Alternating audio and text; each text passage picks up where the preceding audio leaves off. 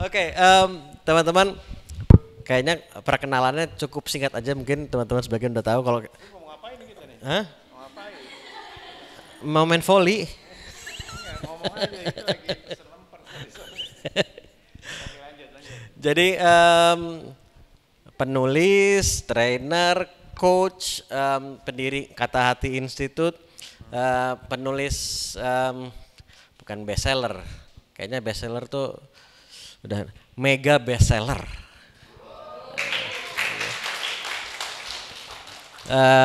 Buku Quantum Ikhlas dan sekarang apa? Nah, sampai beli yang baru loh Mas Anto itu untuk bisa tanda tanganin. Sekarang yang baru Quantum Ikhlas Reborn ya. Terima kasih banyak Mas Nunu sudah meluangkan waktunya karena bulan lalu waktu pertama kali teleponan juga akan ada perjalanan ke Sumatera ya keliling. Yes. Dan besok juga berangkat kemana ya? Besok apa? Atau baru tadi malam nyampe? Enggak, besok kita ke Jogja lagi. Nah, luar biasa di tengah jadwal yang luar biasa sibuk masih menyempatkan waktu untuk datang ke sini. Alhamdulillah kita bersyukur. Dan sebagai bentuk rasa syukur kita insya Allah kita akan mensyukurinya dengan banyak bertanya. Ya kan? Orangnya udah di sini gitu kan. Nah, jadi ini kita ya seperti biasa Mas Nunu kita ngobrol santai. Paling saya nanya satu pertanyaan saya ke setiap pembicara di malam-malam sebelumnya. Hari Kamis kemarin ada Mas Oki Sutanto, terus tadi malam ada Pak Haidar Bagir dan Mas Wahyu Aditya. Saya juga nanya satu pertanyaan, habis itu saya mau memberi kesempatan buat teman-teman semua yang lain untuk nanya langsung ke Mas Nunu. Nah, dan pertanyaannya langsung simple. Karena ini kita revisi hidup kan judul workshopnya. Nah, Udah hari berapa? ini hari ketiga. Udah terrevisi dong. Amin, insya Allah. Hari ketiga dari 4 hari. Jadi pagi sampai malam, jam 9 pagi sampai jam 9 malam mereka nih. Luar biasa. Dan pertanyaan langsung nih, jadi bicara soal revisi hidup dari perjalanan Mas Nunu sampai dengan saat ini, ada nggak momen-momen yang mungkin cukup signifikan di mana Mas Nunu merasa kayak atau menyadari ini gue perlu ngerevisi arah hidup gue ini atau ada sesuatu yang perlu gue revisi tentang diri gue atau arah hidup gue gitu? Tanyain dalam banget. Kalau pertanyaannya nggak dalam, yang kita undang bukan Mas Nunu. Ya, terus terang aja enggak, tapi terima kasih, selamat malam semuanya. Ya. Assalamualaikum warahmatullahi wabarakatuh. Ya. Salam sejahtera buat kita semua dan Mas Ali ya, Bang Ali ini, Ali Zainal luar biasa. Saya senang banget ya sebelum saya jawab atau kita ngobrol lah, saya nggak pernah ngejawab sih sebenarnya, karena yang ngejawab itu harus semuanya sendiri ya. Kalau masih kita dibantuin orang ngejawab, kayaknya belum jawaban. Jadi saya di sini cuma nemenin kalian ketemu jawabannya sendiri, ya. Itu baru nanti real answer lah bahasanya. Jadi saya mau connect dulu ke kalian. Saya sangat happy. Aduh, bener ini ya. Bentar ya. Allahu Akbar. Jadi syukur deh. Bisa nggak ngerasain syukur, ya? Ngerasain gitu, bukan dipikirin, dirasain. Ada 3 hari di sini, 4 hari di sini. Nah, apapun alasannya kita ke sini. Itu yang saya mau syukurin juga. Allah baik banget ya, bisa nganter saya, maksa saya ke sini, gitu kan? Karena sebenarnya duduk kayak gini, ngobrol kayak gini, di tempat kayak gini, bersama orang-orang seperti ini, cahaya-cahaya seperti ini, that's my dream. And tonight my dream come true. Karena buat saya kalau kayak gini nih nggak kayak hidup, bukan kayak kerja, bukan kayak apa. This is a life, gitu kan? Nyala banget gitu bahasanya. Nah itu yang mau saya syukurin. Dan saya ke sini mungkin malam keempat ya, menjelang malam keempat, ya mudah-mudahan bisa ikut nyalain teman-teman semua. Karena sekarang tuh episodenya bukan episode gue tahu apa, gue bisa apa, besok gimana, gak penting. Masalahnya lu nyala gak sekarang? Ya, nyala gak? Kalau nyala kelar. Kalau nyala kelar. Oke. Coba, bentar. Langsung kita praktekin. Nyala temannya apa? Gelap. Lu pada demen nyala terang apa gelap? Bisa kelihatan. Ya, yang kita mau cari ada. Karena bisa juga bedain, oh ini bukan yang gue cari, ini yang gue mau. Kenapa? Karena ada cahaya. Coba nggak ada cahaya. Mana? Saklar lampu. Coba matiin semuanya. Nah, gini nih hidup sekarang. Makanya Indonesia gelap.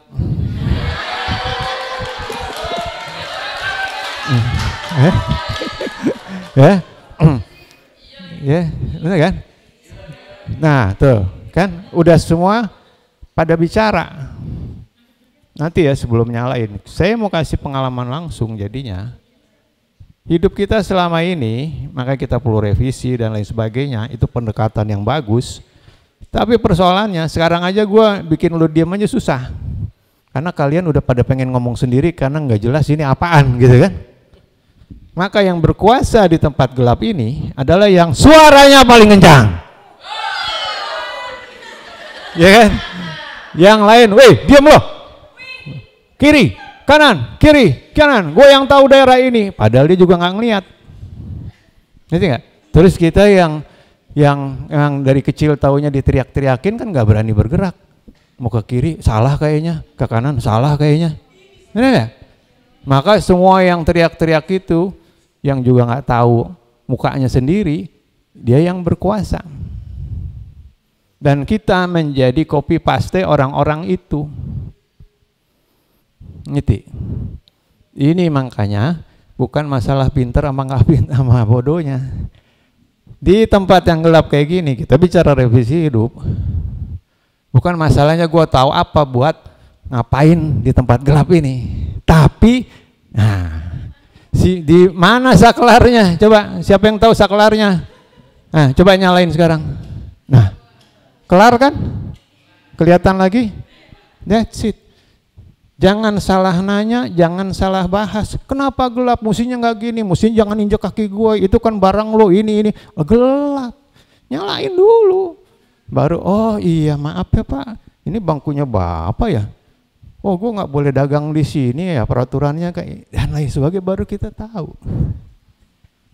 Ya, nah kita bicara itu, bicara revisi konteks pertanyaan tadi Mas Ali, Bang Ali, istilahnya pertanyaannya kalau saya koreksi, Mas Nuno, kapan Mas Nuno pernah terang terus gelap lagi, terang lagi, gelap lagi, kapan tuh? Ya. Nah itu banyak, karena namanya manusia, kita udah dikasih tahu tempatnya lupa, tempatnya salah. Pada saat kita lupa, pada saat salah itulah kita dikasih tahu sama Allah, lu gelap, ya, terus kita salah. Nah persoalannya waktu kita salah kita nggak belajar, kita nyalain lagi orang lain, ya kan? Kita yang gelap, kita nggak ngaku bahwa mata kita nggak bisa lihat. Kita bilang, ini gara-gara pemerintah, gara-gara kita nggak dibantu, gara-gara persaingan, bla bla. Nggak ada gara-garanya. Lo bisa lihat nggak? Ya. Jadi revisi adalah menyadari kapan lagi gue salah, terus gue mesti apa. Dan inilah 4 hari kayak gini, saya seneng banget, Mas. Karena kita se-Indonesia perlu begini. 4 hari buat dirimu sendiri, mikirin rasanya sendiri, mikirin nalarnya sendiri, mikirin persepsi-persepsinya, nggak ngebahas persepsi orang, gue benerin aja kepala gue biar terang, hati gue biar terang, ya. Tindakan gue, omongan gue atur lagi supaya terang dan lain sebagainya. Maka kemudian hidupmu akan terang sendiri, otomatis. Ini semua teknologi, ya. Makanya teknologi aktivasi kekuatan hati saya tulis di buku itu. Ini hati itu teknologi, masalahnya pada mau belajar nggak? Biar terang. Ya, itu bukan ilmu hahahuhu begini pakai jampe-jampe mantra meditasi yang gimana. Ada meditasinya, ada, tapi tujuannya apa? Supaya otomatis nyala. Nah, otomatis terrevisi, pada mau salah kerevisi lagi. Jadi revisi itu kerjaan sehari-hari. Ya, jangan sehari-hari. Makanya kapan?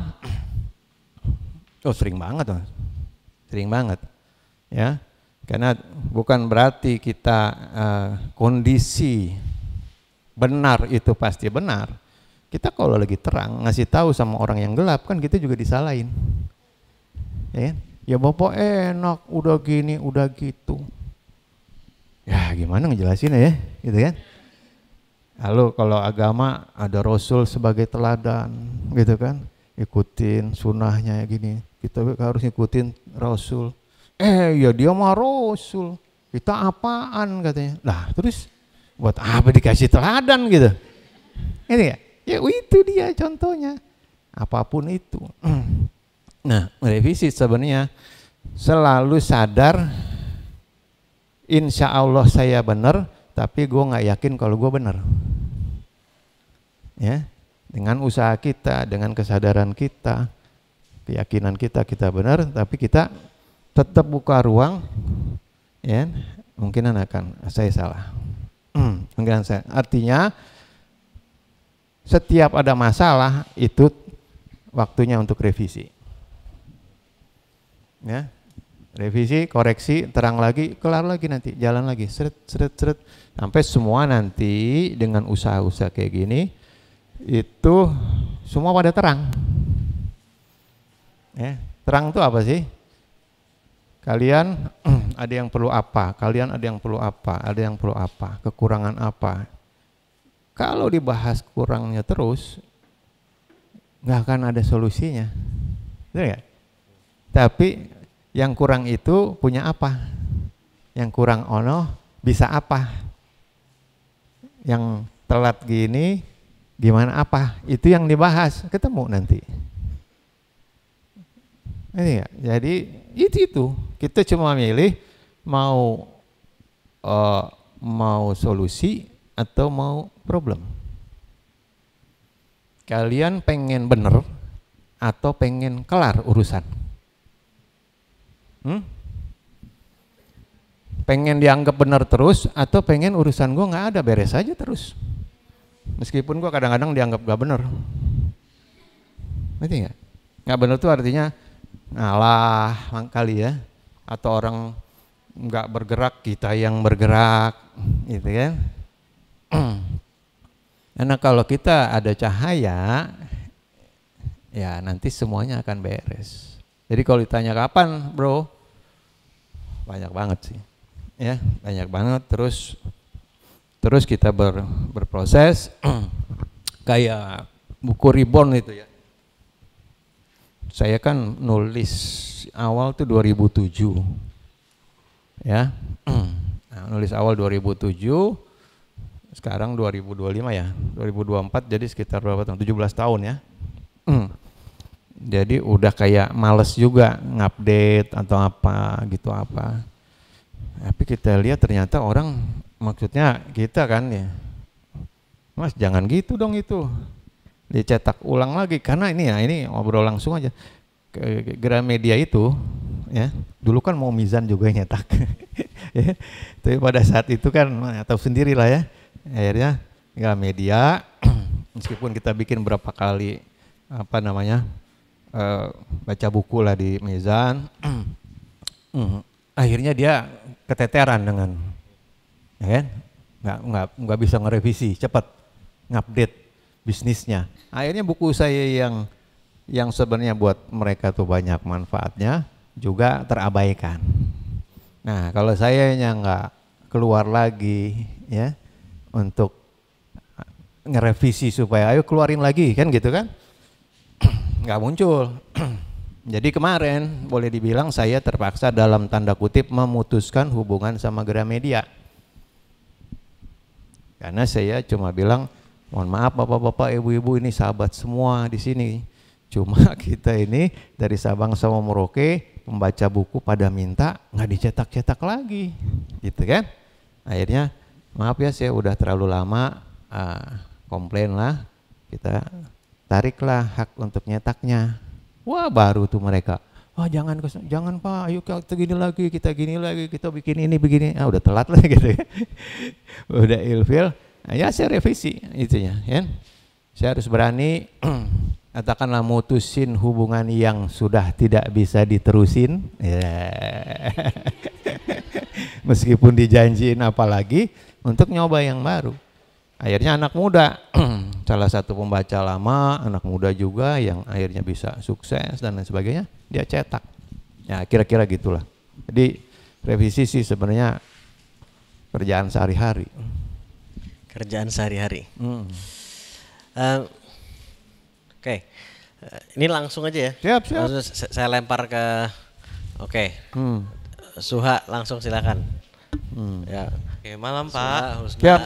Suha, habis itu Suha, habis aman. itu Siva. Ya silakan Suha. Perkenalkan saya namanya Suha. Aku pribadi merasa salah satu tujuanku kenapa dilahirkan adalah untuk banyak membantu. Dan salah satu yang menjadi kerinduan aku adalah karena aku sudah 17 tahun berpraktek, berprofesi sebagai terapis, dan aku menemukan sebenarnya metodeku sendiri yang sudah membantu ribuan orang. Tapi aku masih kesulitan bagaimana untuk memperkenalkan ini ke orang. Gitu.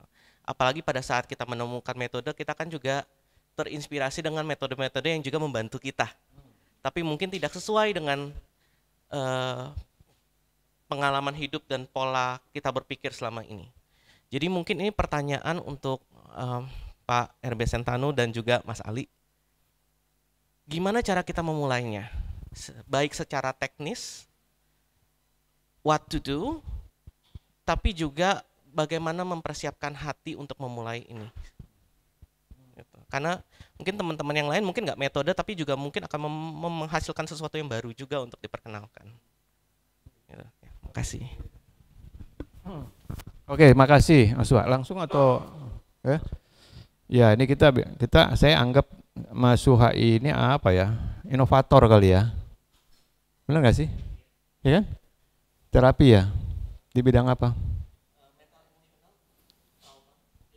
Terus menemukan metode sendiri, menerapkan. Pasti banyak berhasil, ya. Cuma gimana ngejelasin ke yang lain supaya apa? Gitu. Ya. Itu mah lo nanya sama gue juga masih kayak gitu sampai sekarang dari dulu sebenarnya, ya. Karena kita bicara tentang mewujudkan atau menghadirkan bakat kita lah ya, yang kita rasa bahwa kita dilahirkan di dunia untuk itu. Oke? Nah, itu sih cuma terus aja, ya. Terus aja, nanti juga akan ketemu sendiri. Ya, nggak akan bisa di-stop selama kamu nggak nyetop. Ya, kamu sendiri yang nyetop. Karena kita bicara tadi, Mas Suha, beda kalau negeri ini kita-kitanya sendiri akibat dari kegelapan itu nggak bisa ngelihat itu, Mas Suha. Hebatnya yang metodemu tuh apa? Nggak kelihatan. Yang kelihatan tuh yang disorot ke sono. Dari luar negeri diimpor. Beginilah caranya, mahal, kagak efektif. Sementara yang murah, efektif, buatan sendiri, mohon maaf siapa yang menghargai gini hari di rumah? Ini kita yang harus kita beresin sebagai customer, ya. Menghargai produk sendirilah namanya, ya, dan lain sebagainya. Tapi saya salut dan saya percaya, udah berapa tahun? Nah, 17 tahun, terusin dikit lagi. Jangan nyerah, ya kan? Akan gede ya. Nanti kita ngobrol lah ya. Saya juga senang belajar tentang segala macam. Saya bisa bantu kali atau apapun. Gimana lah kita namanya berkolaborasi. Karena stay true to yourself aja ya. Jadi jangan terlalu fokus sama gimana caranya. Ini buat semua ya. Gimana caranya itu sekarang tuh udah diambil alih sama AI. Ngapain lo mikir? Masalahnya lo mau apa? Ya? Masih mau itu apa enggak? Dan terus kita nembus kebutuhan-kebutuhan zaman dan kebutuhan diri sendiri mengingat kondisi yang berkembang per hari ini. Itu yang kita sesuaikan. Ya, kita cari. Karena ini lagi, nanti saya lanjut lah ceritanya kalau udah pada ngobrolnya. Ini lagi transisi semuanya, Mas. Kayak lagi terang, gelap sedikit, ada terang lagi, gelap sedikit. Ini kondisi emang kita lagi naik turun. Makanya saya ada di sini. Umur saya mungkin udah lebih tepat jadi eyang kalian, ya. Tapi gue masih bareng lo. Gue masih mau jalan di samping lo, kalau perlu di depan lo, kalau nggak jalan. Karena emang saya terlahir untuk rasanya untuk ngedampingin semua anak muda ini, Indonesia Emas, ya. Dan salah satunya adalah Bro Suha, ya. Oke, tepuk tangan dulu buat Bro Suha. Lanjut. Saya tadi respon sedikit juga. Jadi yang langsung gue relate itu, ya. Nah, jadi sekalian makan sekalian kan. Nah,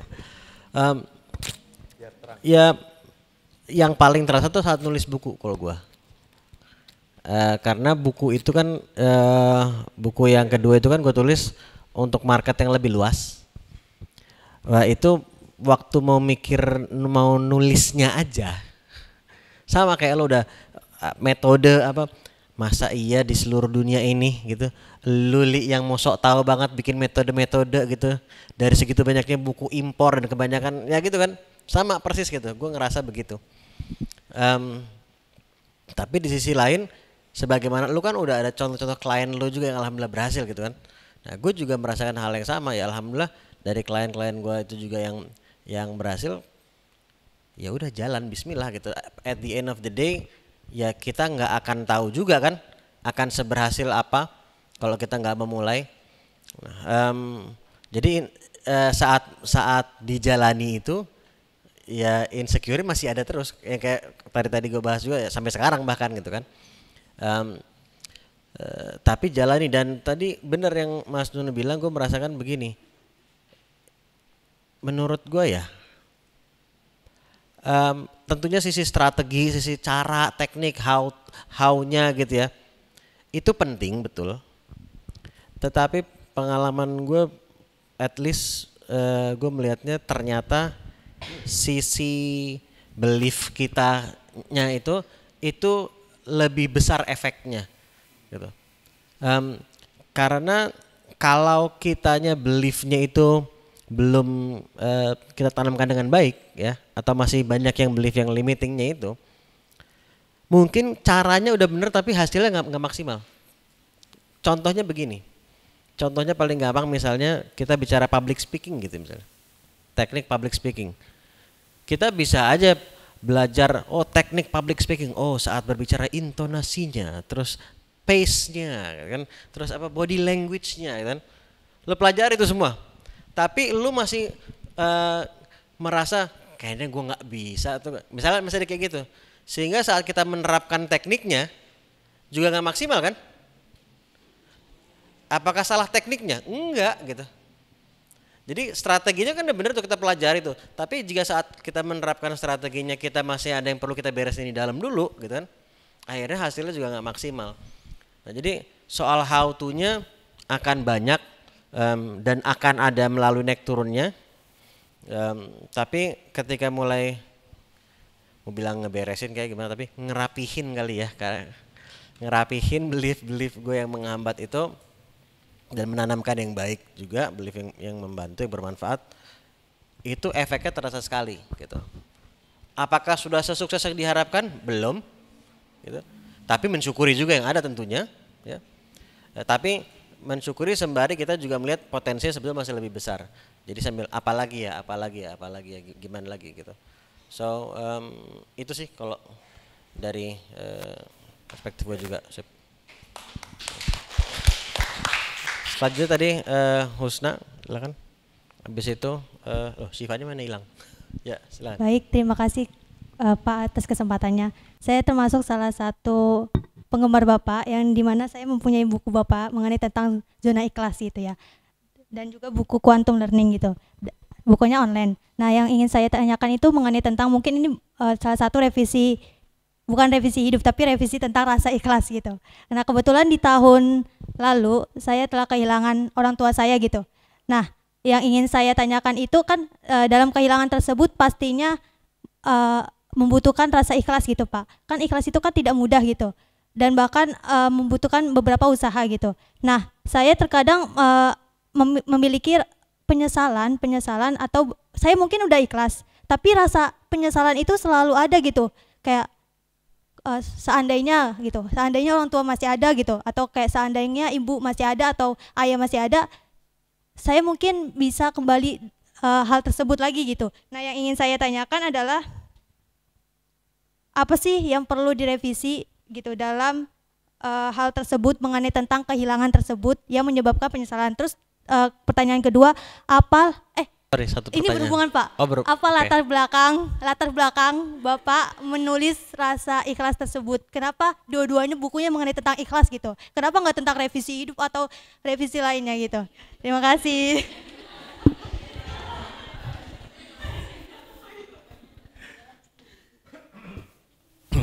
Iya, alhamdulillah. Siapa namanya? Husna. Oke, siap. Kehilangan dan penyesalan gitu ya, dan lain sebagainya. Gini, ini dari dunia gelap ke dunia terang masih tetap ya. Di dunia gelap, nah, di 3D itu dunia yang kelihatan, yang kita masih ngehook banget, ngegrip banget.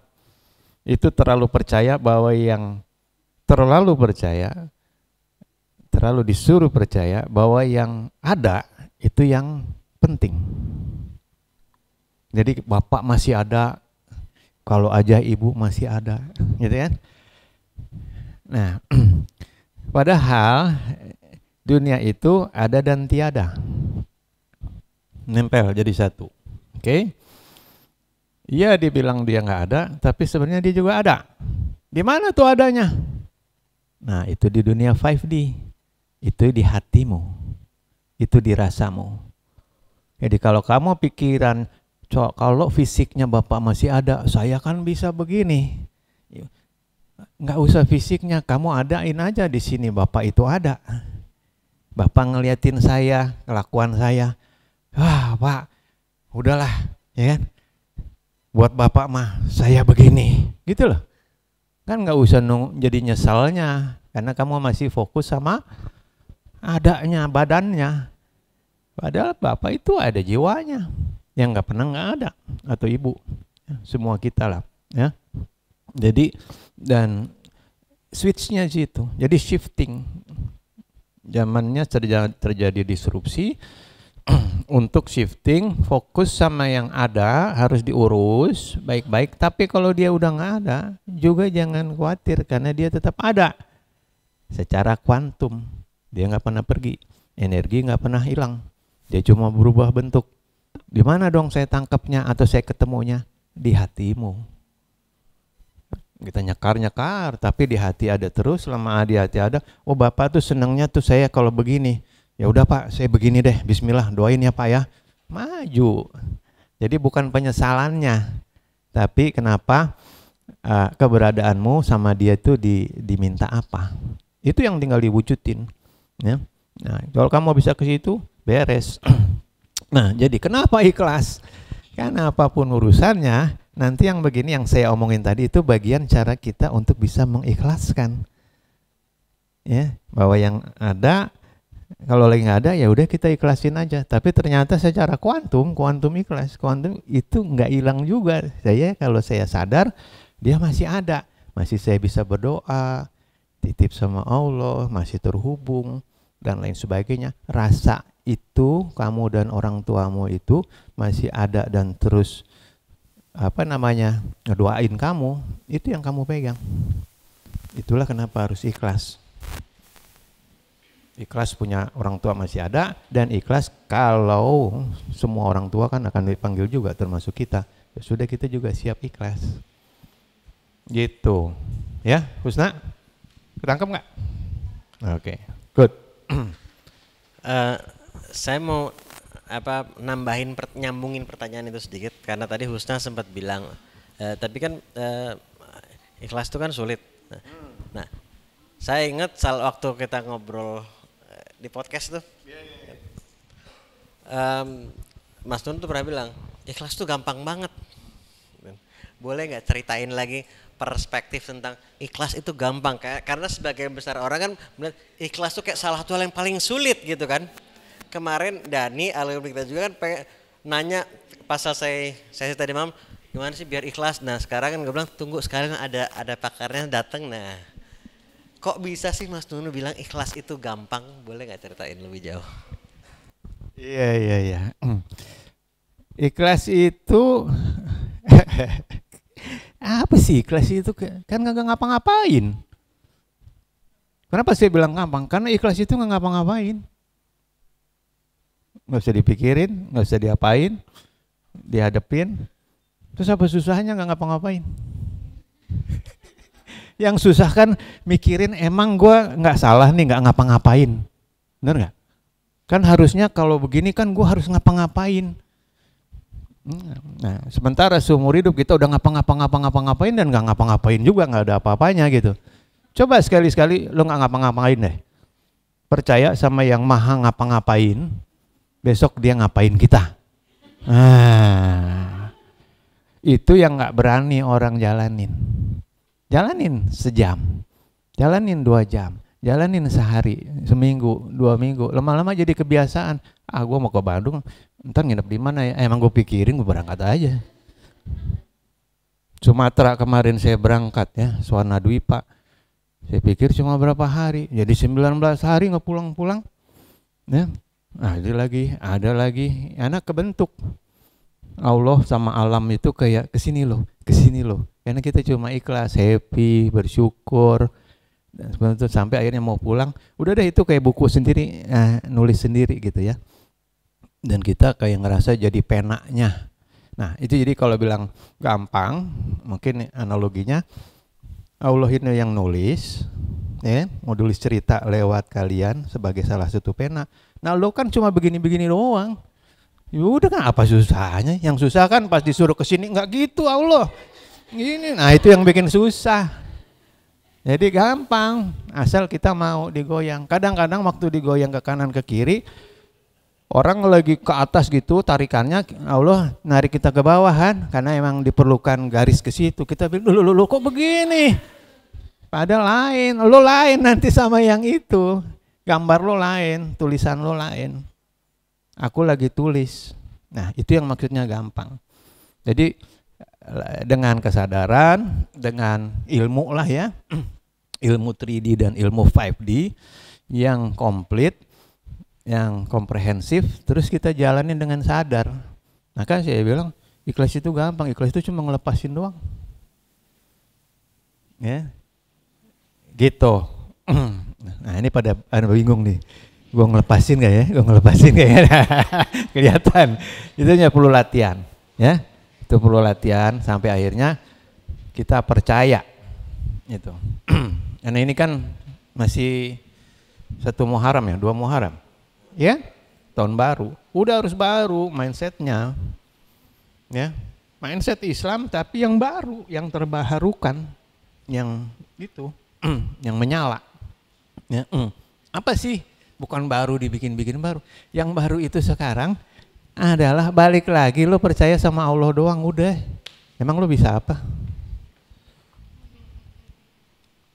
Kita duduk di sini siapa yang nyuruh? Bisa apa? Napas dari mana ini? Omongan suara dari mana? Jantung masih berdetak dari mana? Ini siapa ini gua?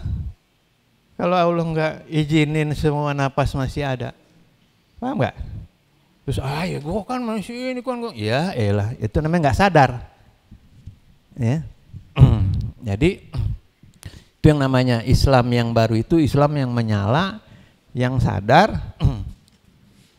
Lagi salah dan lagi benar, Allah nyaksiin dan Allah ngawal selama kita sadar, gitu, ya. Sebenarnya saya punya pertanyaan sendiri, tapi itu gara-gara penjelasan Bapak tadi jadi muncul pertanyaan lain gitu. Itu kayak mirip aliran Jabariyah gitu jadinya, kalau nggak ngapa-ngapain kok cuma nitiin Allah. Tapi nggak apa, saya pertanyaan yang pertama aja. Pertanyaan saya yang pertama itu, kan setiap manusia itu, saya percaya nih Allah tuh maha baik, Allah tuh sayang banget sama kita kan, sama hambanya gitu. Tapi kan Allah kasih cobaan ke hamba-hambanya sesuai batas kemampuan hambanya. Misal nih si A kemampuannya lebih kecil dari si B gitu, Allah kasih si B otomatis cobaan atau ujian yang lebih besar gitu. Tapi gimana kalau si B ngerasa nggak mampu nih, walaupun Allah tahu dia mampu. Gimana kalau si B misalnya nggak bisa ngelewati ujian itu? Kalau misalnya dia nggak bisa bersabar dengan ujian itu, berarti dia termasuk orang yang gagal. Kalau misalnya dia nggak bisa ngelewatin itu, apa Allah bakal hukum dia? Apa dia bakal masuk neraka gitu? Kan kayak adil gitu maksudnya. Dia udah lebih kuat nih dari si A, tapi karena ujian dia lebih besar, jadinya dia harus nanggung resiko yang lebih besar juga gitu. Terima kasih. Oke, bagus.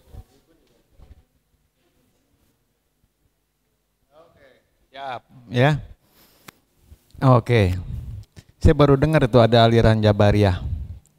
Maksudnya terima kasih dikasih waktu. Karena saya nulis buku Quantum Ikhlas juga nggak tahu. Saya bukan orang Islam yang benar, bukan santri. Tapi saya cinta sama agama saya cinta sama Tuhan saya, dan saya ingin apa yang saya cintai itu dipahamin juga sama semua. Versinya saya. Nah itu yang Zuha bawa lah, inovasi. Ya, inovasi. Saya itu kayak berinovasi supaya jadi orang Islam Indonesia yang Indonesia tuh gimana gitu ya. Nah anyway, ke pertanyaannya, saya kayaknya nggak bisa sih. Itu kalau dijawab juga nanti menimbulkan pertanyaan berikutnya soalnya. Ya, sebenarnya bisa nggak kita ikhlasin aja tuh tadi pertanyaan?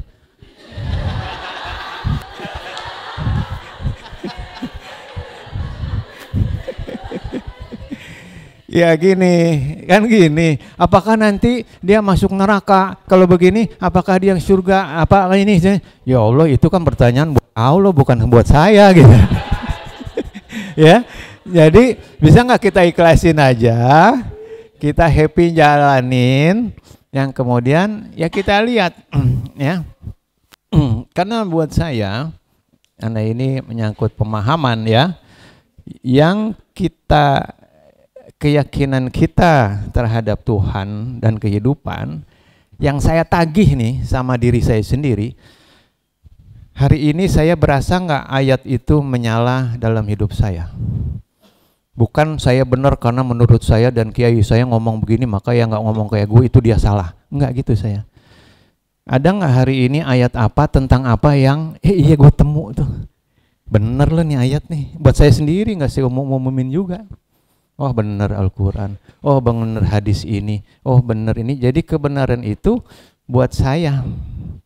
Ya.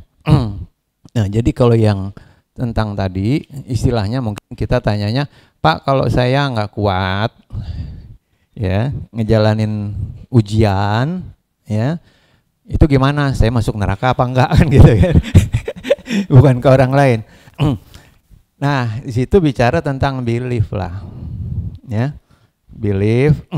Allah sendiri maha pengampun, oke? Itu cuma bilang aja ya Allah aku nggak kuat, jangan masukin aku neraka ya. Insya Allah dikabulin juga, namanya juga jujur ya. Tapi kan udah dikasih tahu juga tadi kamu yang ngomong sendiri bahwa tidak ada orang yang dikasih ujian melebihi dari Ya pasti kalau mau sesusah-susahnya ini kata Allah, gue lebih kuat dari ini. Nah temukan itu. Yuha udah 17 tahun tuh ngalamin itu istilahnya. Bisa nggak 17 tahun sehari lagi, 17 tahun 2 hari lagi ditahan, 17 tahun 3 hari. Karena dia punya ujian sesuai dengan apa yang dia bawa. Sebesar cintanya terhadap orang-orang yang mau dia hibur atau dia berikan kebaikan, sebesar itu kira-kira Allah lagi moles dia. Poles lagi ininya, dan lebih banyak yang dipoles kesabarannya, mindsetnya, tekniknya mah dipolesnya gampang, ya, public speakingnya tadi kan. Tapi benar nggak ini aku dari hati, benar nggak aku apa? Nah, jadi ujiannya lebih ke ujian batin, semua juga ujiannya sebenarnya di hati kita. Nah, kalau kita ikhlas, maka kemudian ujian sebesar apapun itu jadi kita insya Allah pasti mampu mengatasi, pasti nyampe. Ya, meskipun udah putus asa, ya Allah udah nih malam terakhir ya aku kuat, besok aku udah kuat lagi gitu ya. Ampun ya Allah gitu kan. Tunggu besok pagi, pasti ada kabar yang berbeda. Nah, di situ yang maksud saya, Allah itu nyata dan sesuai dengan dirimu. Ya, temukan itu. Tapi kamu harus bukan takut sama Allah, harus cinta. Ya. Ini saya mindset saya ya. Yang namanya takut kepada Allah, sekarang itu orang kayak ketakutan sama Allah. Kalau saya itu ibaratinnya, takut kepada Allah itu dititipin kayak dititipin kristal yang bagus, gede, susah dipegangnya, terus kita disuruh megang. Terus kita, ya Allah, ini bagus banget, gue takut jatuh gitu loh. Bukan ketakutan sama Allah, tapi aduh gitu, ngerti? Sayang banget ini, itu namanya cinta. Aku nggak mau merusak ini. Ya, coba temukan itu, ya, mindset itu. Maka kita akan berjuang menjaga apa yang kita cintain, ngejagain apa yang kayaknya kita dititipin cintanya, ya, passion kita jagain segala macam. Orang-orang akhirnya mindset kita lebih ke situ, lebih ke pengabdian, dan nanti baru ketemu, ya, baru ketemu. Jadi hidup itu harus saya bilangnya laboratorium. Revisi hidup tuh kayak laboratorium. Saya kasih cerita sedikit maksudnya tadi, terjemahannya. Ya. Gini. Tahun 80-an ya, udah lama banget. Ya. Saya kerja sama orang Swedia. Galak banget orang ini. Kalau zaman sekarang mungkin gue punya bos kayak gitu, gue cabut aja gitu kan. Gajinya ala kadarnya segala macam. Tapi saya cari Mbak Siva ya namanya. Instead of saya nanya ngapain gue kerja sama ini di sini gini-gini, saya nanyanya kenapa ya Allah kasih saya kerjaan ini? Ada rahasia apa di sini? Aku mau ulik gitu loh.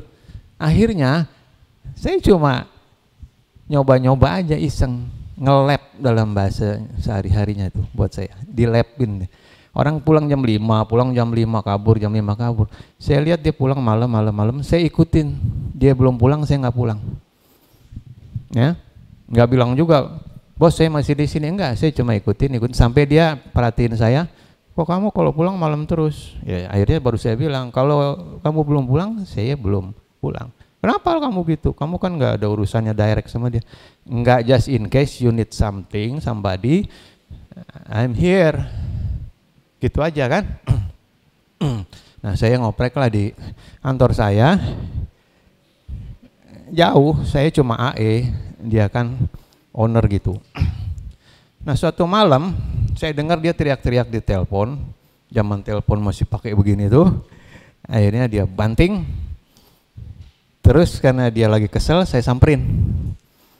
Bos, kenapa? Ya, ini kita bicara cinta. Ya, ini prakteknya. Cinta kepada Allah, meraktekinnya gimana? Yaitu nemenin dia ngamuk-ngamuk. Terus pas ada momen saya datang gitu, bos kenapa marah-marah? Terus dia bilang, ini barusan teman saya, partner saya dari Singapura, dia membatalkan perjanjian, padahal kita udah mau bikin sesuatu perusahaan. Terus saya temenin dia kan, ngamuk-ngamuk. Nah di situ, ya saya bilang, emang bikin apaan bos? Nah, dia sebutlah mau bikin production house. Zaman dulu susah bikin production house, nggak ada yang bisa kamera apa kan segala macam, susah lah, SDM nggak ada. Terus saya cuma iseng, itu kan bisa dikerjain sendiri. Dia bilang siapa? Mana ada kita mau hire siapa ngerjain production house? Siapa yang bisa? Terus saya bilang, gue juga bisa. Karena udah santai malam, ya, udah nggak formal. Terus dia bilang, emang lu bisa? Saya bilang, kalau kayak gini, lu ajarin gue tiap malam kayak gini sampai besok pagi, kan gue pasti bisa, ngerti kan? Nah akhirnya dia bilang, udah lu pulang, besok dia panggil saya, langsung saya dikasih kartu nama jadi general manager. Dari bukan siapa-siapa. Oke? Itu namanya Allah ngasih jabatan dengan cara saya bukan kerja keras gini-gini, tapi ngikutin, ngalahin ego saya pulang, ngapain gue nemenin dia, saya ngalahin ego. Akhirnya saya dapat hadiah, teman-teman masih jadi apa, saya tahu-tahu udah jadi general manager, punya kantor sendiri, dikasih mobil segala macam, langsung lompat ke langit, ngerti nggak? Langsung ngomong, iya teman-teman pada toyor-toyor saya, lu kagak mau, lu begitu gaya hidup lu gitu. Nah itu maksud saya, itu saya sedang menguji cintanya dengan saya menghapus kesombongan, kemalasan, ego saya, nganggep dia orang sombong lah apa, saya hilangin semua. Baru Allah tunjukin, jadi saya bisa ngomong berdasarkan pengalaman. Anda mau ikutin, saya udah praktekin. Enggak, ya enggak apa-apa. Tapi cara saya hidup adalah kayak gitu. Maka kalau ada orang yang ninggalin sesuatu, saya pasti ada di situ untuk nemenin misalnya kan. Hal-hal seperti itu. Oke, kira-kira gitu sih Pak ya. Mudah-mudahan ngebantu. Oke. Mas Nunu, saya mau mengekokan sedikit apa yang Mas Nunu sampaikan, nyambung ke pertanyaan si Pak tadi. Saya berefleksi juga gitu. Jadi kayak kalau teman-teman semua pasti pernah sebagai anak dan punya orang tua ya saat kecil misalnya gitu. Nah, salah satu tugas orang tua kan untuk mendidik anak, ya. Nah, dan terkadang cara mendidik itu kan bisa beda-beda ya, macam-macam ya. Cara beda-beda dan terkadang si anak ini belum paham gitu. Kenapa sih gue harus melakukan ini, kan nggak enak gitu. Tapi orang tua itu mendidik si anak dengan cara yang sebaik mungkin gitu kan.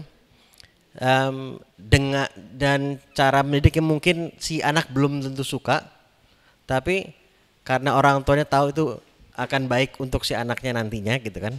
Jadi tetap dilakukan lah oleh si orang tua itu cara mendidik itu dengan penuh kasih sayang meskipun anaknya belum tentu paham gitu. Nah, dan Allah itu adalah pendidik terbaik gitu. Tidak ada pendidik yang lebih baik daripada Allah itu, daripada Tuhan gitu. Nah kita mungkin kayak anak yang mungkin belum paham gitu, lagi mau diberi pendidikan ilmu tertentu gitu kan, yang kita mungkin belum tentu paham kenapa kok begini gitu. Tapi ada pendidikan tertentu, Allah sedang ingin mendidik kita gitu dengan penuh kasih sayang, tapi bentuk kasih sayang kan tidak selalu satu yang enak gitu.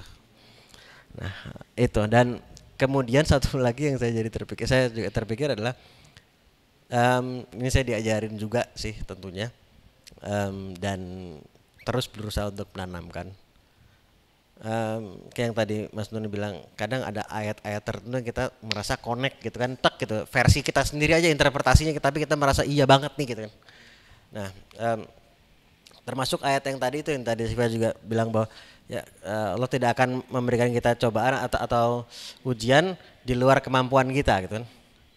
Nah terus gue mikir gini, ya gue percaya apa enggak sama Tuhan gitu. Kadang sesimpel itu aja gitu. Lah katanya percaya sama Tuhan, lah kalau percaya percaya gitu. Artinya jika ternyata apa yang gue hadapi saat ini sesuatu yang gue tidak mampu, berarti Tuhan bohong dong. Kan gue yakin Tuhan nggak mungkin bohong. Ya udah gitu kan. Kan nggak mungkin bohong. Gue yakin Tuhan nggak mungkin bohong. Berarti kalau bilang gitu udah pasti benar gitu. Tinggal tadi maksudnya bilang ya menemukan gitu. Kalau kita udah yakin itu ya kita tinggal proses bagaimana kita menemukan keberdayaan itu bahwa sebetulnya kita mampu gitu. Tapi ya dimulai dengan meyakini dulu itu dan itu pun kalau ya saya pribadi mencoba melihatnya ya sebagai tadi kita sedang dididik dengan penuh kasih sayang dan cara mendidik itu tidak selalu nyaman caranya tapi baik gitu kan. Itu sesuatu yang baik, sesuatu yang baik gitu. Sedikit mengekokan itu. Tadi terus Yasmin dulu. Ya, wait, ya. Mas Pagi ya. Salam sayang. Perkenalkan nama saya Jasmine. Sejujurnya, kita belum pernah bertemu ya, kita belum pernah kenalan. Tapi kenapa saya mengucapkan salam sayang bukan hanya kenal. Baru kita bertemu saat ini pun udah ada rasa sayang yang muncul. Sayangnya atau syukurnya yang akan saya sampaikan bukanlah pertanyaan, namun sebuah tulisan dan mungkin jawaban. Karena dari tadi Mas ngomong soal gelap dan terang, akulah manusia itu yang ada di antara gelap dan terang itu. Ingin melihat cahaya tapi akulah manusia yang takut dengan gelap itu. Terus rasanya ada yang ingin aku sampaikan. Ini sebuah tulisan, tapi bukan tulisan saya. Rasanya ada suatu zat yang dayanya lebih besar dari saya yang ingin menghadirkan dirinya di ruangan ini melalui pena saya. Jadi kalau boleh, jadi bukan pertanyaan nggak apa-apa ya? Aku baca. Dan ada satu pintaku juga buat teman-teman semua yang ada di ruangan ini. Ketika aku bilang redup, nanti pejamkan matanya. Dan kalau ingat kata-katanya Mas Ali, bisa jadi anchor, bisa jadi trigger, bisa jadi pemantik. Semoga jadi mengingatkan kata-kata yang muncul setelahnya.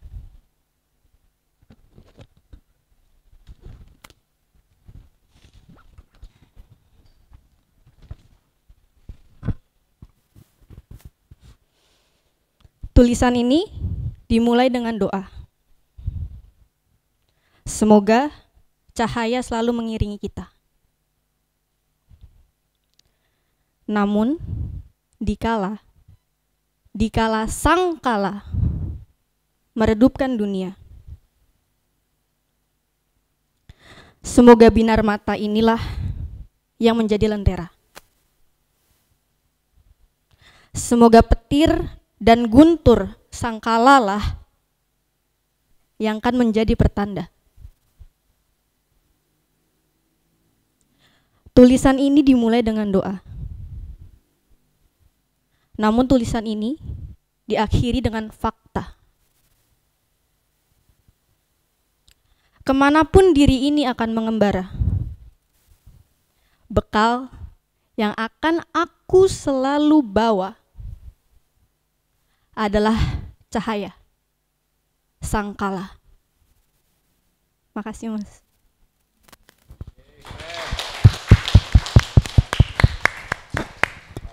Terima kasih Yasmin. Tadi saya mau kasih satu kesempatan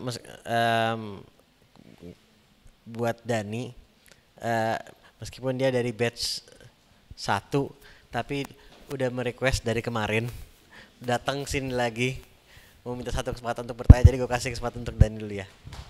Silakan Dani. Oke, makasih banyak kepada pimpinan kita Kiai Haji Ali Zainal Abidin yang Amin Haji. Hajinya amin. ini namanya kita ya kan revisi iya ya. Revisi iya. Oke. Iya lagi. Oke, tanya Pak, salam kenal semuanya. Nama saya Dani dari Revisi Hidup Batch 1. Saya mau menanyakan terkait manajemen ikhlas itu seperti apa sih Pak sebetulnya? Terus ketika pembicara yang sebelumnya dia diberikan kehilangan, lalu diberikan keikhlasan, udah gitu ditingkatkan lagi derajatnya, dikasih lagi cobaan, ikhlas lagi, dikasih lagi cobaan. Apakah pola ikhlas itu emang selalu menerima cobaan, lalu dikasih lagi yang lebih, dihilangkan lagi? Apakah kayak gitu? Terus ketika yang kedua, step untuk ikhlas itu seperti apa? Ketika sesuatu yang Allah titipkan atau seseorang titipkan, diambil sama siapapun itu, stepnya kayak gimana untuk menghadapi hal itu? Kayak gitu. Makasih banyak Pak. Siapa namanya? Dani. Oke. Baik, terima kasih Dani pertanyaannya. Bahwa manusia itu tumbuh iya, ya seperti apapun kita tumbuh. Bukan maju doang. Sekarang ini ada konsep atau konteks orang tuh kayaknya harus maju gitu ya. Majunya kemana nggak pada tahu juga. Tapi ada satu bagian lagi. Kalau kaki kiri maju, namanya maju. Kaki kanan ini namanya growth, tumbuh. Ya, tumbuh itu yang tumbuh namanya kemanusiaannya. Kalau maju mungkin rumahnya jadi lebih gede, jabatannya lebih tinggi dan lain sebagainya. Material. Growth adalah about your spiritual, mental, moral dan lain sebagainya. Ini yang menurut Dani tadi, apakah harus naik terus? Karena memang iya. Maksudnya kalau tumbuh ya kayak gitu, pohon makin kena angin. Nah, itu maksudnya karena juga kita sesuai dengan pohon apa, setinggi apa akan diharapkannya, itu kan Allah yang tahu, ya. Kita tinggal ngerasain. Cuma kita kalau udah tahu bahwa kita mau tumbuh, ya udah tumbuh aja. Nggak perlu harus apakah saya akan nanti mengalami lebih cobaan lebih berat lagi. Bukan itu, emang gue tuh itu. Emang hidup tuh kayak gitu, ya. Karena begini, kalau Dani pohon mangga atau pohon duren, lalu nanya pertanyaan kayak gini sama pohon tomat, kan nggak relevan. Itu kan juga nggak untuk dibanding-bandingkan bahwa gue lebih keren dari tomat, nggak juga, ya. Tapi maksudnya ya udah, jadi duren itu kalau emang akhirnya ini ya beginilah hidup, tumbuh terus ya. Lama-lama kita kenal, oh iya aku ternyata disiapin untuk sesuatu yang lebih besar, tanggung jawab lebih gede dan kapasitas yang lebih mampu. Nah itu yang namanya tumbuh kita, growing, ya.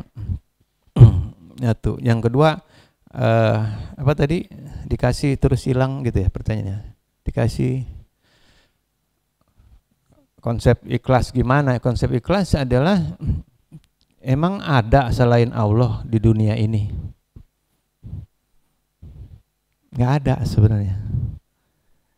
Termasuk kita ini cuma percikan-percikan cahayanya yang ngerasa sebagai manusia, padahal pada nggak ada kita. Allah lagi kayak tadi nitipin suara cahayanya lewat puisi itu. Allah lagi mau ngomong aja tuh, mau bercanda sama dirinya, kira-kira gitu. Nah kalau kita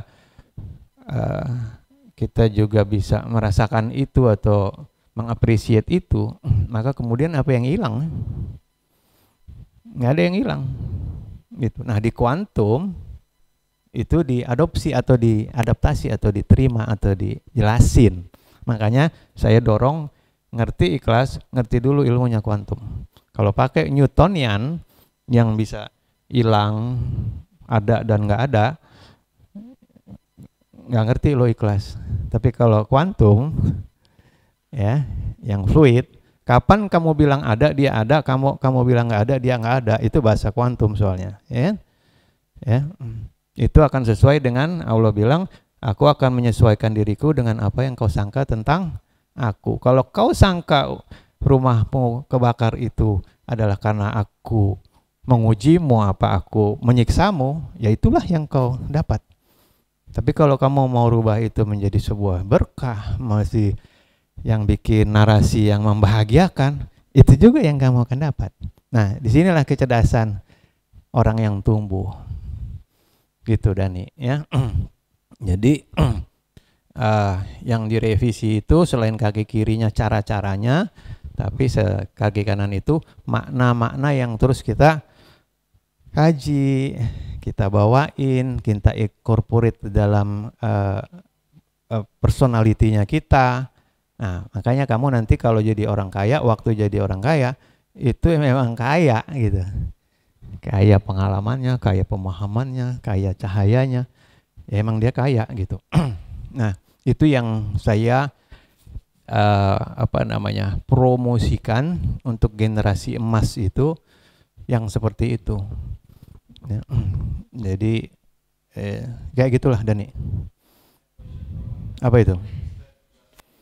Oke. Stepnya di 3D, ya. 3D itu fisik, ya, yang masih ngebacot mulu gitu ya. Fisik itu ditemenin sama otak, nanti dia ngebacot. Kalau hilang, kalau diambil dia ngebacot, dikasih juga dia tetap ngebacot, nggak cukup katanya kan. Nah, untuk ngurangin itu maka gelombang otak yang harus diturunin. Ya, yang suka ngebacot itu gelombangnya tinggi frekuensinya, namanya beta. Turunin. Tadi waktu saya bilang redup, kamu tutup mata, maka dia turun, teng. Maka kita bisa nyambung ke omongan-omongan dia, karena gua nggak mikir. Tapi kalau kita, ini apa sih maksudnya si Yasmin ngomong begitu ya? Nah, itu pakai beta tuh. Tapi kalau pakai rasa, iya juga ya, kayaknya dia ya. Nah, gelombang yang bisa nangkep makna nuansa-nuansa, gradasi-gradasi itu ada ukurannya kan. Dan disitulah kita biasain. Basic skillsnya adalah gelombang otakmu jangan nyangkut di beta. Ya, kalau dia udah bisa di gelombang alfa, orang salah pun kita nggak nyalain. Oke, gitu. Kita salah pun kita nggak menyalahkan diri yang bagaimana, tapi ada kesadaran, gue salah nih. Dia juga salah sih, tapi gue cool aja lah. Nah, di situ bisa lebih ngalir. Jadi step awalnya di situ dulu. Ya. Siap Dani. Andri tadi, bentar, Andri dulu silakan. Selamat malam Pak, terima kasih atas kesempatannya. Tadi kan ini pertanyaan aku masih ada sangkut pautnya dengan ikhlas. Tadi juga sempat bahas bahwa ikhlas itu kalau kita memikirkannya ada maka dia akan ada, kalau kita anggap dia nggak ada maka dia nggak ada. Ada suatu kejadian, saya pernah berdoa, maksudnya doa ini sering saya ucapkan, saya berharap Allah menghindarkan saya dari hal-hal buruk dan orang-orang yang berhati buruk. Tibalah suatu kejadian di mana menurut saya Allah kabulkan itu, tapi dengan cara yang sangat menyakitkan. Orang yang saya percaya, ya Allah hindarkan dari saya.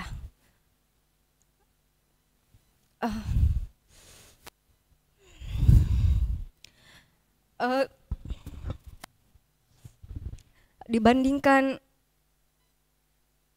rasa amarah saya pada saat itu, mungkin sekarang sudah jauh lebih berkurang. Peaknya itu adalah bulan Juni tahun lalu, setahun saat ini. Kadang kala saya merasa mungkin saya sudah ikhlas. Saya ikhlas, saya sadar bahwa semua ini terjadi karena kehendak Allah. Saya tidak punya kuasa untuk melawan takdir saya. Namun saat ingatan itu datang, amarah itu masih ada, meskipun tidak sebesar dulu. Apakah itu artinya saya belum benar-benar ikhlas? Apakah itu artinya saya ini jahat ya, kenapa susah sekali memaafkan? Allah saja Maha Pemaaf. Namun rasa sakit itu tidak bisa saya hilangkan 100% karena yang hancur akibat orang tersebut bukan cuma saya, tapi ini melibatkan anak saya. Dan saya saya berat menerima itu.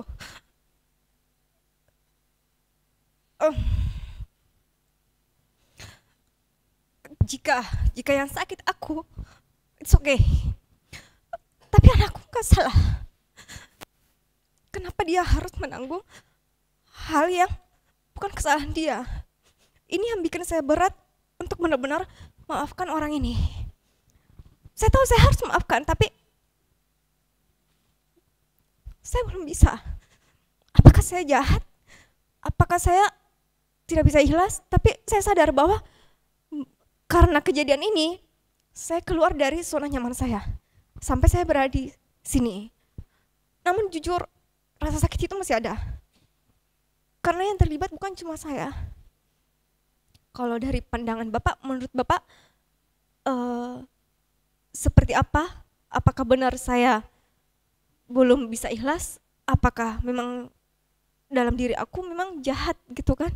Saya nggak bisa maafkan dia, padahal ya Allah Maha Pemaaf. Seperti itu. Terima kasih. Oke. Terima kasih sharingnya. Appreciate ininya ya, sharingnya. Take it easy aja. Ya, ini kan namanya spiritual growth ya, bertumbuh secara spiritual. Kalau dari obrolan tadi, gini deh. Kalau itu kita ikhlasin dulu sementara, apakah kita benar, salah, dan lain sebagainya tadi hari ini adalah begitu. Coba kita postpone dulu, taruh di situ, jalanin hidup. Nanti tunggu 10 tahun, 20 tahun lagi baru flashback. Baru kamu bisa lihat bahwa kemungkinan yang terjadi itu adalah yang menjadikan 10-20 tahun lagi hidupmu tuh bercahaya luar biasa. Ya. Dan gak akan nyala kayak gitu kalau gak bulan Juni kemarin terjadi kayak gitu. Mungkin nanti kamu akan mensyukuri kejadian itu. Mungkin, saya cuma buka potensi aja kemungkinan yang mungkin kamu gak pikirin. Ya, jadi banyak. Saya nggak mau ngebebanin, jangan juga kamu pikir kalau saya ngomong ini ngomongin kamu. Kita itu suka menyiksa diri dengan pikiran-pikiran kita sendiri. Ya, makanya Allah bilang nggak pernah menganiaya manusia kecuali dia sendiri yang nyakitin dirinya sendiri. Nggak pakai pisau, nggak pakai ini, pakai omongan sama pikirannya. Terus dia jadi sakit lah, dia gini lah, dan lain sebagainya. Cobalah kita refleksi ya. Makanya komen itu, kalau Dani tadi, selain turunin gelombang otak, komen kita hold juga. Entah dia benar, entah dia salah, hold aja dulu, ya kan? Jalanin dulu, diliatin, gak usah dikomenin apa-apa, karena nanti baru akan keluar ininya apa, jawabannya setelahnya. Yang istilahnya kalau lagi sakit itu jangan dikunyah penyakitnya. Ya, saya suka perhatiin dulu tetangga saya punya anjing gede, dia makanannya dikasih tulang yang udah kering gitu kan, dimakan, terus saya tanya kenapa dia makan kayak gitu ya, terus ternyata dijelasin kalau anjing itu sebenarnya bukan makan tulangnya, dia menikmati darahnya dari gusinya sendiri yang nikmat. Nah, kita itu menikmati bacotan kita sendiri yang menyakitkan. Ngerti nggak? Itu yang kita perlu sadarin aja.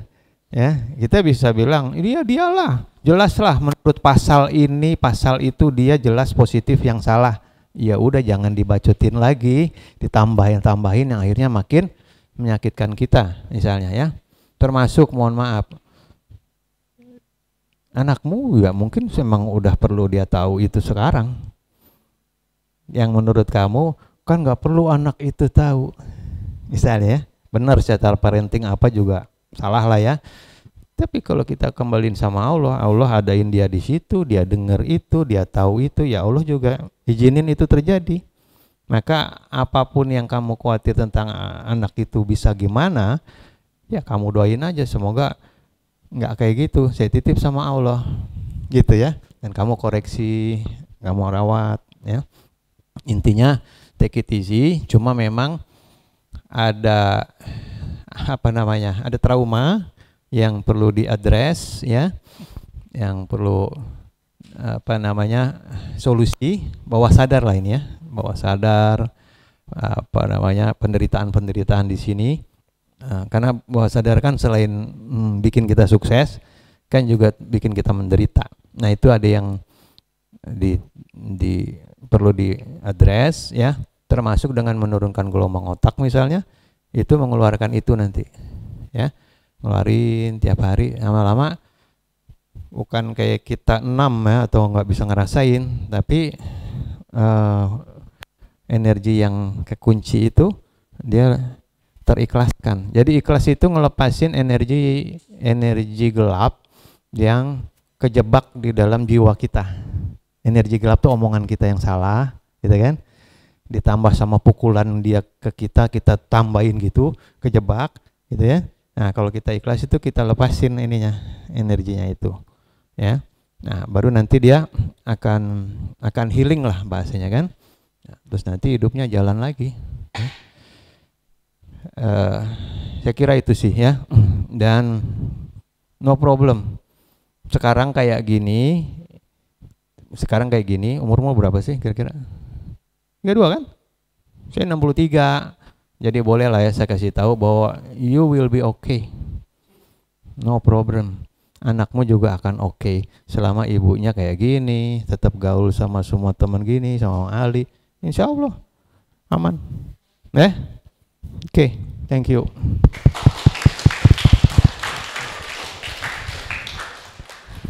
Mungkin 2 pertanyaan terakhir ya, Jundi sama Vivi. Mohon maaf. Silakan. Cek. Oke, thank you Bang Ali. Kayaknya malam ini pertanyaannya simpel dulu ya. Capek soalnya biasanya mikir berat, capek.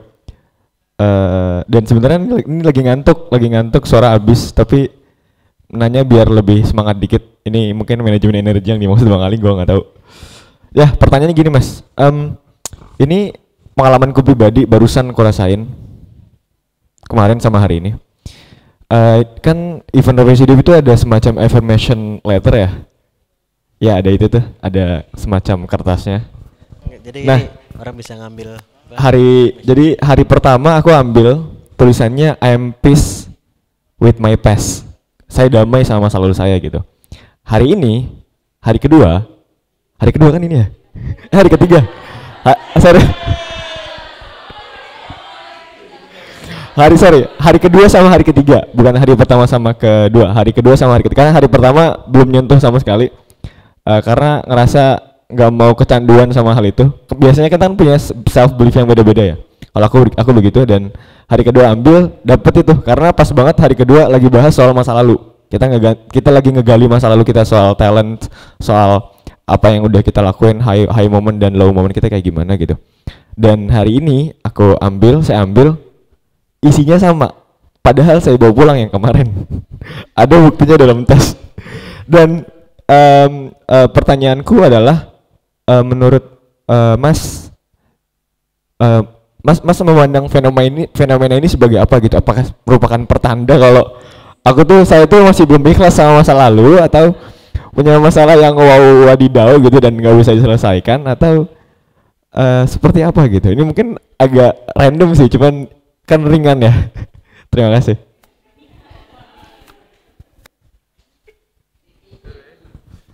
Apa ini pertanyaan nih? Ya itu tema ya. Berdamai dengan masa. Ini pertanyaan buat saya kan ya? Ya, saya sih itu kayaknya bukan pertanyaan, itu dia lagi mau nanya-nanya aja, cuma nggak ada maksudnya itu, ya. Dia juga udah tahu, ya. Ya artinya kan afirmasi yang disiapin sama fasilitator di sini menyiapkan kita untuk ngoprek lah ya, ngurusin semua ruang-ruang di rumah kita di masa lalu. Dan di kuantum dijelasin titik bahwa sesuatu itu bisa jadi gelombang energi atau bisa menjadi cahaya atau hilang mau wujud atau nggak mau wujud lah gitu. Nah, kamu sendiri tinggal mau artiin itu apa ya secara trauma. Itu kan kalau dibilang gue punya trauma apa enggak kan yang tahu cuma lo juga gitu kan. Jadi ya jujur aja ngerasain ada nggak sih sampai 2 kali gini gue dikasih gini, jangan-jangan iya, tapi kalau dicek nggak ada ya nggak ada, mungkin gue cuma perlu dikasih ingetan seperti itu ya.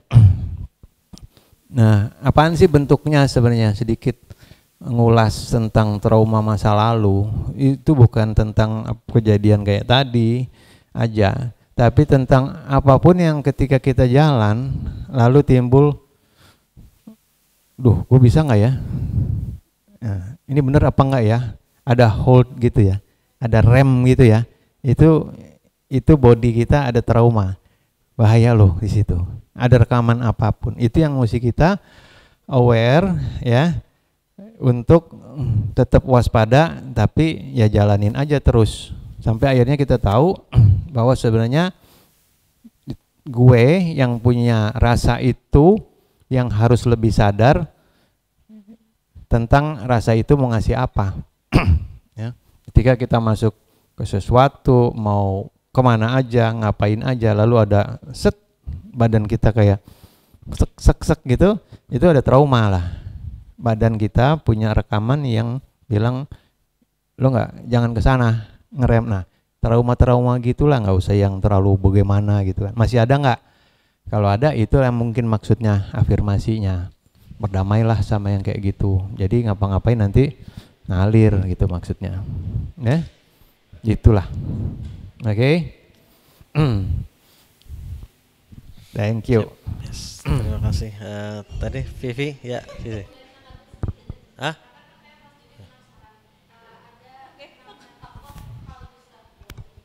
Pernah kolaborasi sama fisikis. Pakai. Tadi kan ada kayak coincidence. Ketemu suatu hal hari pertama, hari kedua ketemu hal yang sama. Kayak, ini pertanda apa gitu kan. Ada tokoh namanya Carl Gustav Jung, dia psikiatris, tapi ketika itu berkolaborasi dengan seorang fisikis atau mathematician yang intinya ya juga ngomongin kuantum. Dan teorinya kalau misalkan, aku nggak akan jelasin di sini ya, tapi kalau misalkan penasaran, namanya synchronicity. Thank you. Silakan. Malam Pak, sebelumnya salam kenal, saya Vivi. Jadi saya mau izin bertanya, mungkin sedikit membaca ya Pak ya. Saya tadi nyatet mikir takutnya blank nanti pertanyaannya. Jadi dari pemaparan Bapak tadi kan banyak mengaitkan belief dengan hal yang berkaitan dengan nilai-nilai religius nih Pak. Jadi saya menyadari bahwa dalam konteks religius itu ada beberapa aturan membatasi kita dalam melakukan sesuatu. Baik itu ini yang baik, ini yang benar, kayak gitu kan. Tapi di sisi lain manusia juga diberi akal untuk berpikir dan menganalisis. Nah yang ingin saya tanyakan adalah bagaimana Bapak membangun kerangka berpikir yang tetap logis dan terbuka sambil tetap sejalan dengan nilai religius. Dan adakah kebiasaan yang Bapak lakukan secara konsisten sampai sekarang untuk melatih keseimbangan tersebut? Terima kasih. Oke, thank you. TV ya namanya ya. Ini bisa seminar seharian ini ngejelasin. Anyway, ya Vivi dan juga buat teman-teman. Bukan salah satu lah. Setelah saya teliti apa yang saya lakukan, karena saya bukan ilmuwan ya, cuma ngikutin intuisi aja.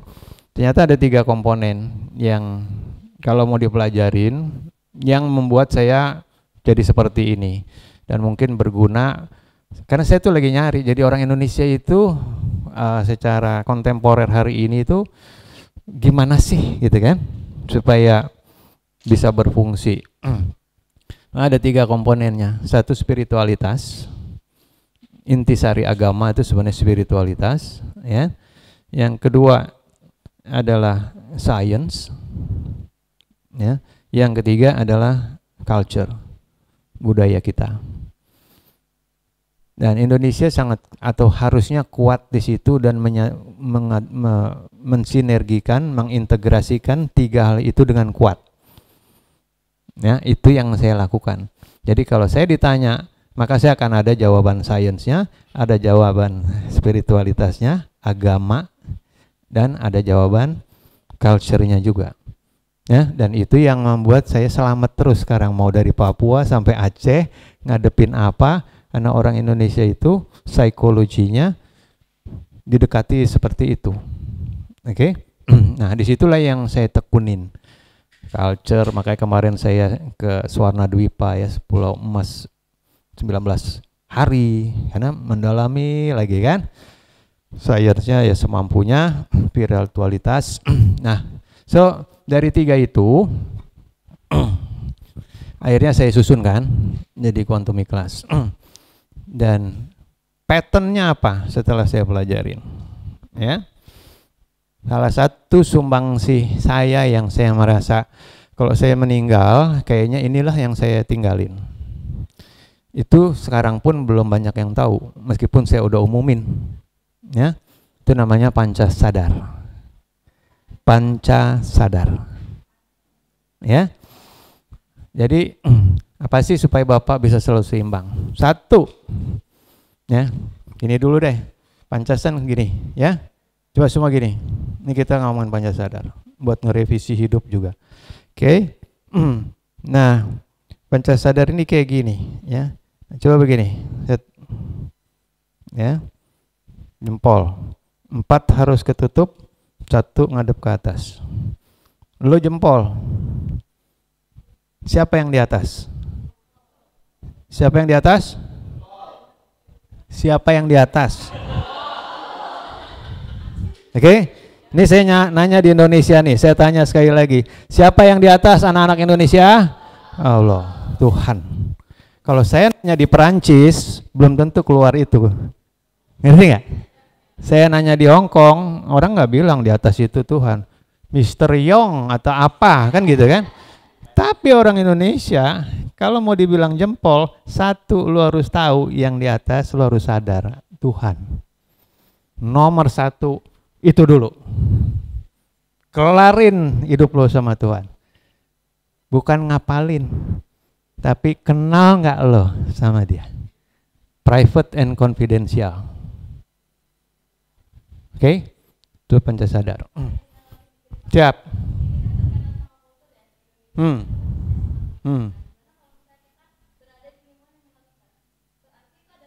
Minoritas nggak percaya Tuhan. Oh, kita percaya. Terus? Enggak. Ini kan Tuhan. Bahasanya kan bisa berubah-ubah. Penguasa dalam hidupnya dia siapa sih? Bisa aja. Ya, buat dia dulu lingkungan kini. Tapi kan kita sebagai orang Indonesia nih. Oke? Kan saya nanyanya ke saya tadi apa? Ya, gimana? Jadi buat saya Tuhan dulu. Dan spiritualitas ini Tuhan ini buat apa sih? Bukan untuk apa? Bukan. Tuhan itu apa? Tuhan itu maha baik dan kebaikan. Jadi nomor 1 apa? Iya, jadi baik. Ya? Gitu kan? Nah, terus yang kedua, ini namanya. Ini tadi apa? Sadar Tuhan. Oke, sadar Tuhan. Panca sadar, sadar Tuhan. Yang kedua namanya sadar diri. Ya. Diri. Ini simbol semua nih. Lu sama gue satu, bro. Karena diri lu sama diri gue satu. Ya. Satu, kita tuh satu. Bineka Tunggal Ika. Ya, baik sama semua. Tuh, sadar diri. Ya. Yang ketiga, paling tinggi nih. Ini namanya sadar hidup. Sadar hidup adalah yang paling dijunjung tinggi. Bukan gue, bukan apa. Hidup semuanya, dari semut sampai yang gak kelihatan, Kalau bisa jangan diganggu, semuanya harus dijunjung tinggi, dibaikin semua. Itu perjuangannya. Ya, itu keseimbangan kita. Nah, kalau sama Tuhan, sama diri dan sama hidup beres, relatif beres, hidupmu nggak perlu banyak revisi. Apa maksudnya revisi? Konteks saya ngobrol tadi, namanya yang keempat, masalah. Ya. Jadi yang keempat ini namanya sadar masalah. Oke? Sadar masalah. Sebelum sadar masalah, masanya salah. Dan setiap orang, kata Tuhan, adalah tempatnya salah. Jadi biasa aja. Kita itu kalau masalah, karena emang kita dibuat masalah. Jadi ada apa kita dikasih masalah? Maksudnya apa? Itu yang dicari. Oh, nanti kita maksudnya adalah supaya ingat sama Masya Allah. Masya Allah. Oke. Akhirnya, nah si sadar masalah ini bisa kita hindarin dengan apa? Makin jadi orang baik, makin jadi orang yang sama satu sama lain, makin menjunjung tinggi kehidupan, lu kagak bakal banyak masalah. Bisa jadi nggak ada masalah. Karena masalah hanya terjadi ketika kita salah sama Tuhan, salah sama manusia sama diri, salah sama AI, sama apa kehidupan kita salah, ya lu salah juga jadinya. Paham nggak? Jadi tiga ini yang terus saya gali. Jangan salah nih gue parkir, jangan salah nih gue gini, jangan salah nih. Bukan takut salah, tapi gimana ya? Akhirnya kita makin pintar lah, makin cerdas. Nah, jadi masalah ini membuat manusia ini sebenarnya bukan smart doang, tapi wise, bijak. Ini yang menjadi faktor utama pembeda nanti Indonesia ke depan ketika kalian menjadi anak-anak yang smart and wise. Amerika nggak punya itu. Kalau dia smart, kalau dia wise, dia nggak serang Amerika kemarin, Iran, apa segala macam. Ya, nah kalian punya potensi menjadi manusia anak-anak yang smart and wise at the same time. Kenapa? Karena kalian anak Indonesia. Ya, nah yang kelima ini paling kecil. Namanya sadar bahagia. Sadar bahagia. Karena manusia itu diciptakan sama Allah, sama Tuhan yang maha membahagiakan sebenarnya. Dia mau nyebarin kebahagiaannya lewat kalian. Mau nitip rezekinya lewat kalian. Nitip ngerawat kehidupan lewat kita si para khalifah-khalifah ini. Jadi kebahagiaan kita adalah ketika kita menyebarkan kebahagiaan kita, seperti Kang Zuha tadi nyebarin kebahagiaannya 17 tahun susah banget karena dia lagi berusaha nyebarin kebahagiaan yang dititipin sama dia, gitu loh gak?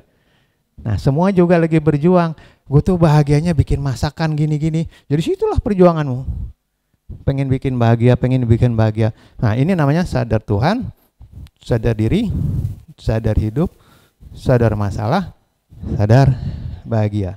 Itu namanya panca sadar. Oke? Kalau saya kayak gini, kalian kayak gini, maka kita mengepal 5 itu. 1, secara pribadi sadar Tuhan. Kolektif di sini ada nggak? Ada. Namanya ketuhanan yang Maha Esa. Kedua, sadar diri secara pribadi-pribadi, kolektif jadi kemanusiaan yang adil dan beradab. Sadar hidup, sendiri-sendiri sadar hidup, beramai-ramai jadi persatuan Indonesia. Sadar masalah masing-masing, rame-rame. Kalau masalah ngapain? Musyawarah dan mufakat baru. Kelima, sadar bahagia, sendiri-sendiri nyari cuan, rame-rame, keadilan sosial bagi seluruh rakyat Indonesia. Ya, Itu aja ditekunin sehari-hari, kita jadi orang Indonesia yang semua kita mau muncul kok. Ya, dan itu ikhlas menjadi anak Indonesia namanya. Itu. Oke? Thank you very much. Bagus pertanyaan Vivi.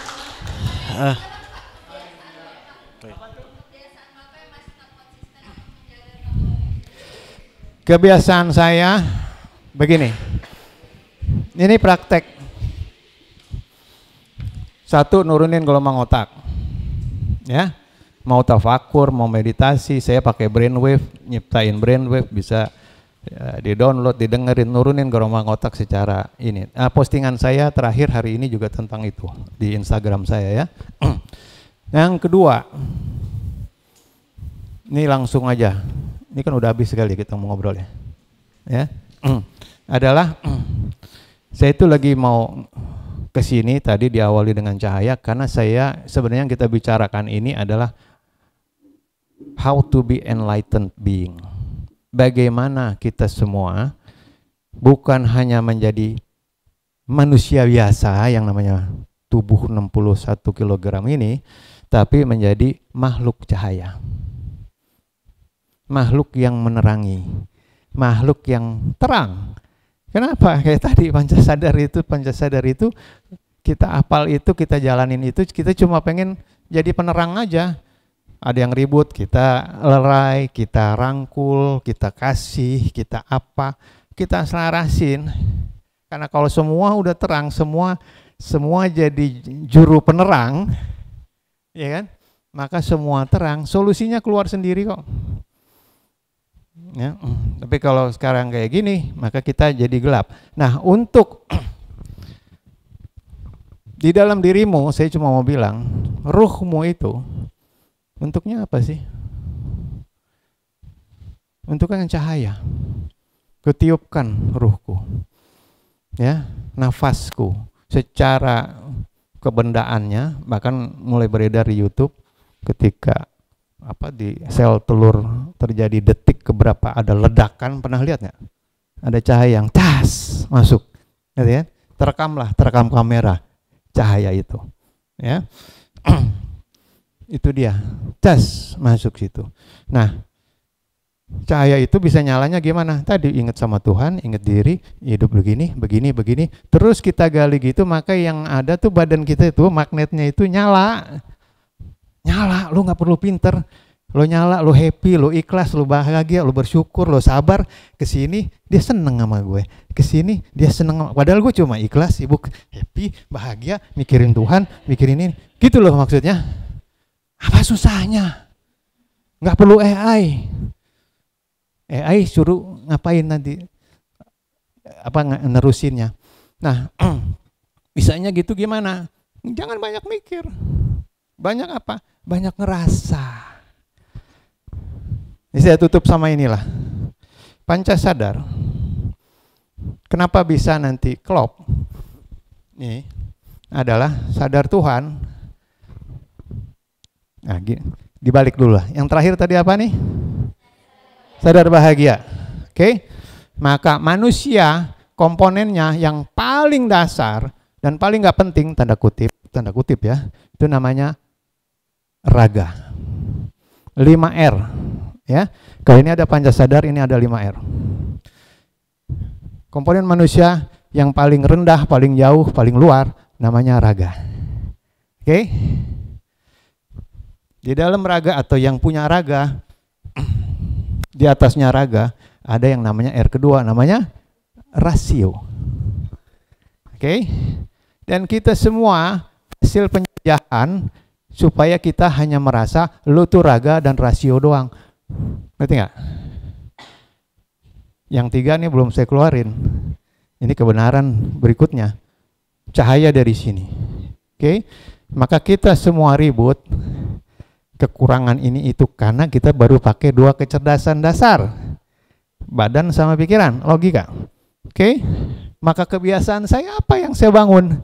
Yaitu membangun kecerdasan ketiga yang namanya rasa. Rasa kalian, apa sih Pak rasa itu pentingnya? Apa sih Pak rasanya? Apa gimana sih rasa bikin gua kaya? Kan pasti pikirnya gitu ya. Sekarang problemnya karena kita semua nggak ngerasa, makanya kita jadi miskin. Kenapa? Ada orang yang bisa korupsinya 11 triliun atau 111 triliun kemarin. Itu perasaannya gimana? 1000 triliun juga habis kalau orang nggak punya rasa. Maka itu kekayaan kita dihabisin sama orang yang nggak punya rasa. Oke?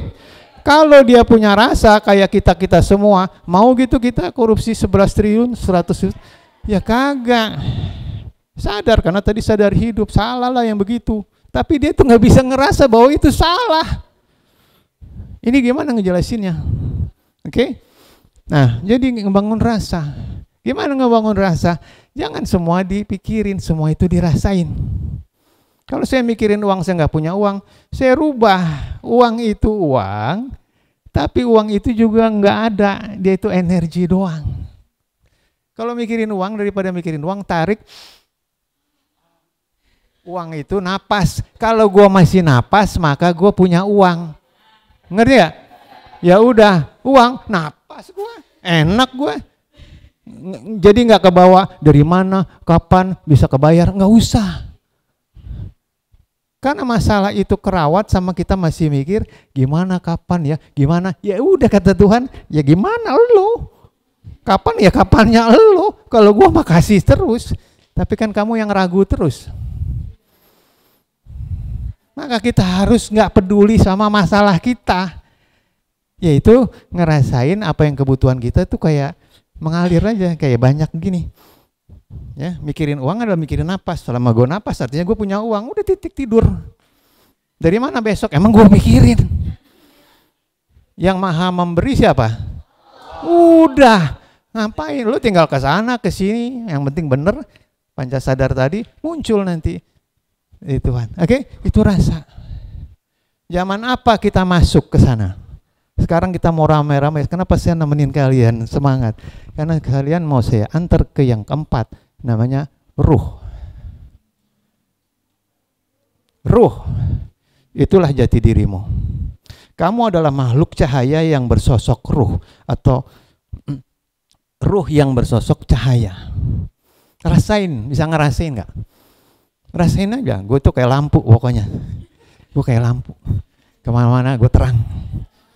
Deh, itu gue.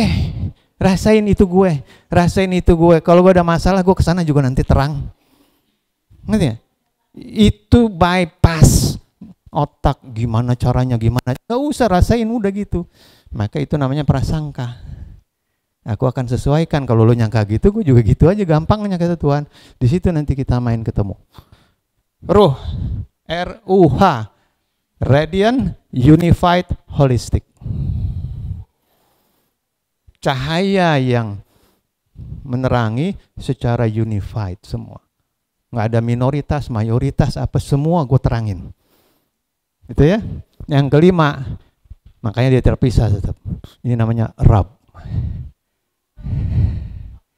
Di dalam jiwa kita, percikan cahaya itu Rab di situ.